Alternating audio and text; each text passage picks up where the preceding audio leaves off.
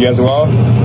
Yeah. See you. Likewise, yeah. Yeah, so Mitch, this is our group of journalists here from Dow. When did you arrive?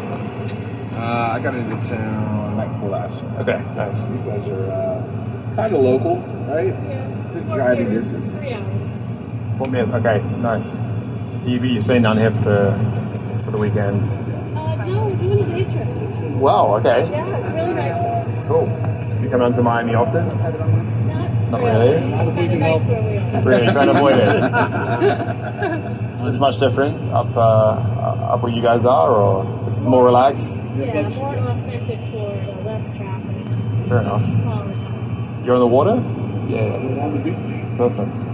It's hard to beat? Yeah, it's nice. Florida's beautiful. I have a question. What's up? How come you're not a sailor? Everybody in New Zealand? That's a good point. And I'm from Auckland, which is actually called the City of Sails.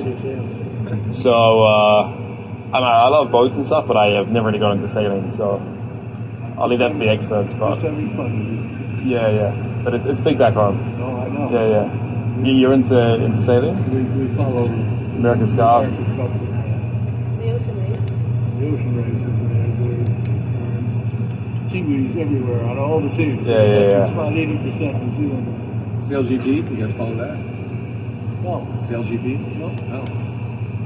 It's getting pretty big now. It is. Yeah. Great,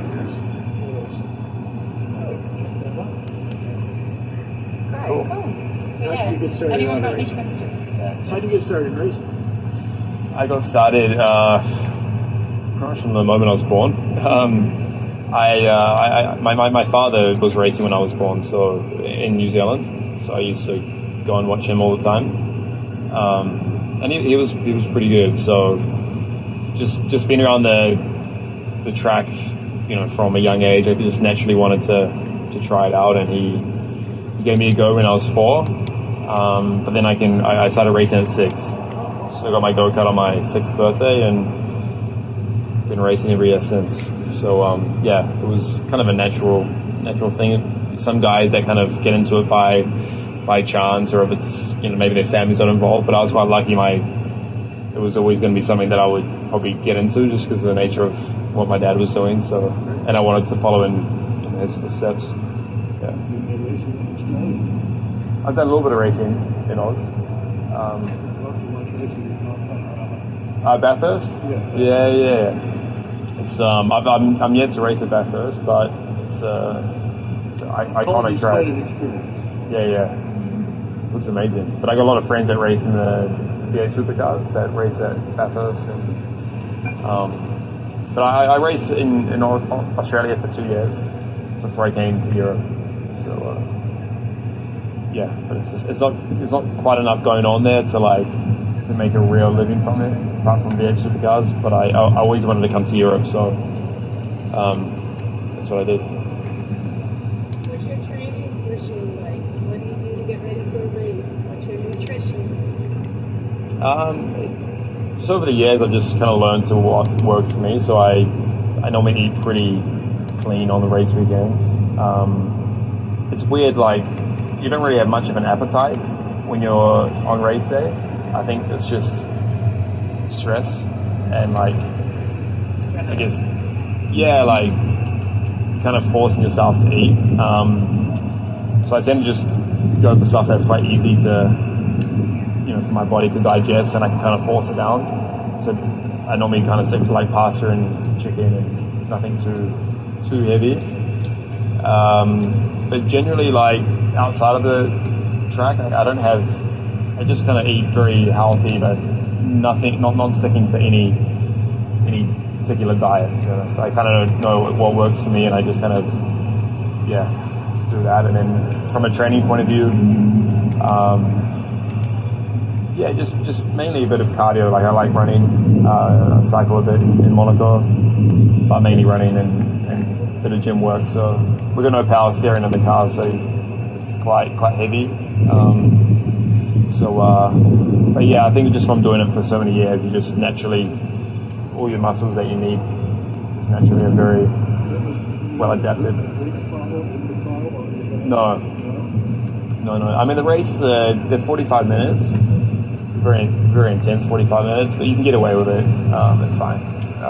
If the races are like more than an hour long, then you kind of need a drink. But no drinking. I'm gonna be thirsty after the race there tomorrow afternoon. Thursday, just think. Yeah.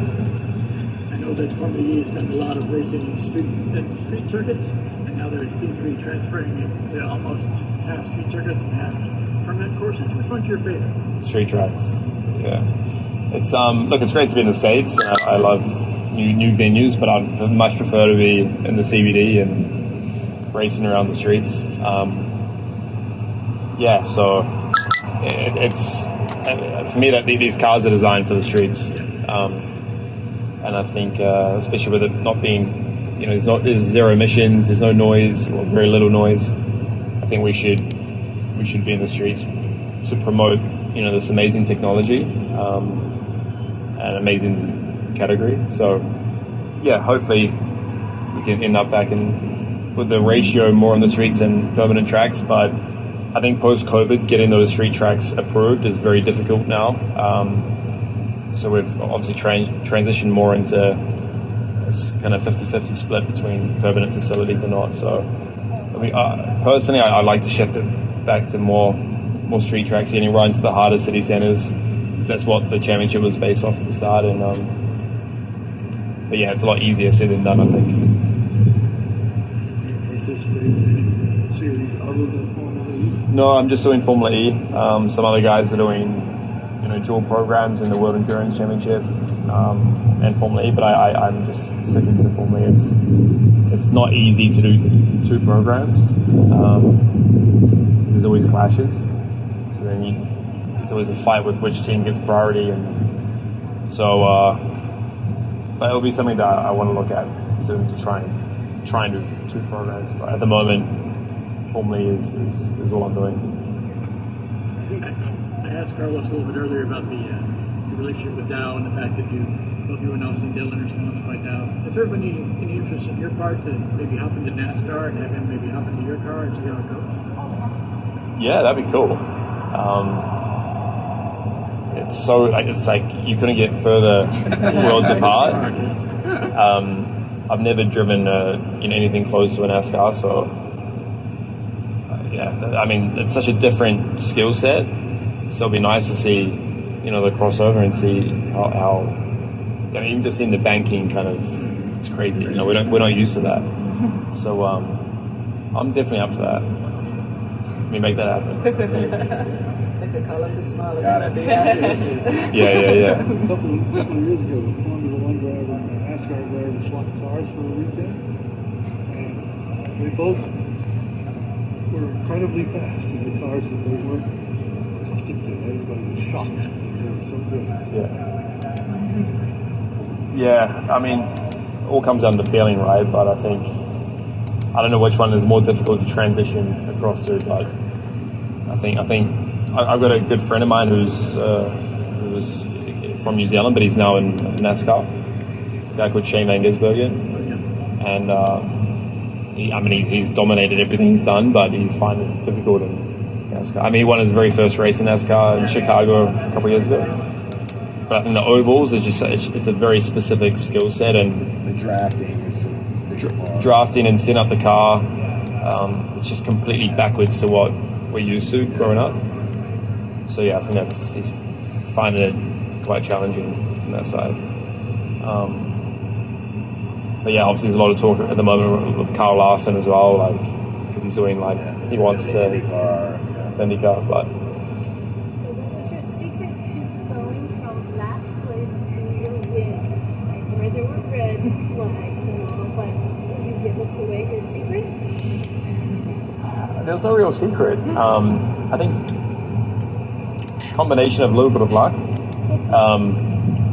and just good strategy and good judgment from me and the team.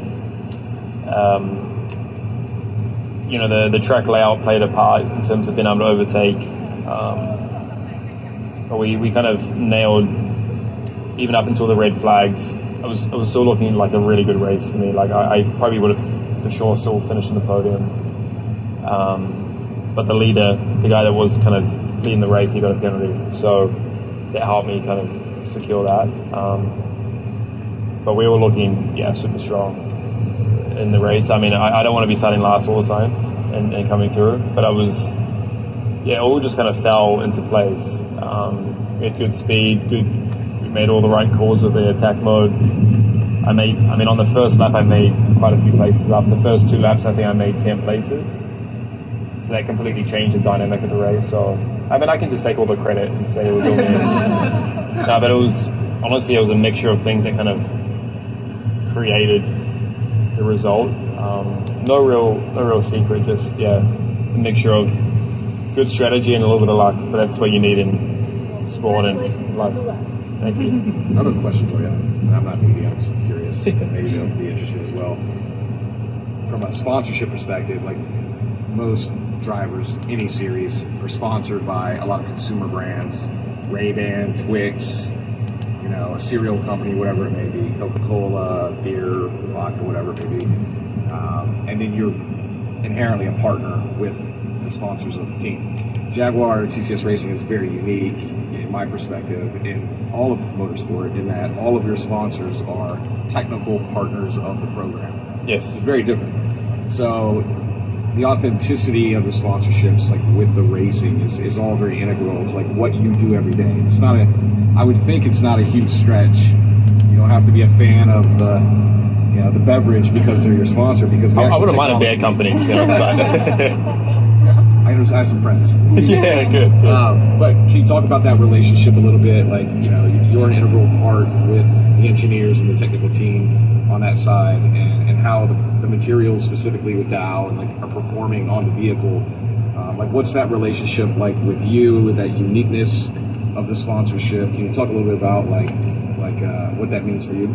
It's been huge for the team, right? I think we are lucky that all partners are kind of really integrated into the team. It's not just here's money and here's a sticker on the side of the car and hopefully you guys get some results.